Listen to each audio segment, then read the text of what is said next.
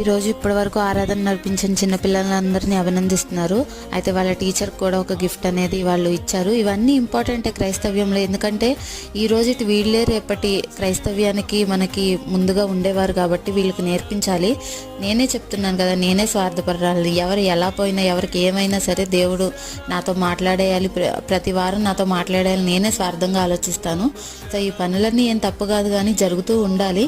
నేను ఇలా ఆలోచిస్తానని చెప్పాను. అయితే ఈరోజు ఒక క్యాన్సర్ తగ్గిన బాబుని వాళ్ళ అమ్మగారు సాక్ష్యం చెప్పడానికి తీసుకుని వచ్చారు. అందులో ఈరోజు బర్త్డే కూడా.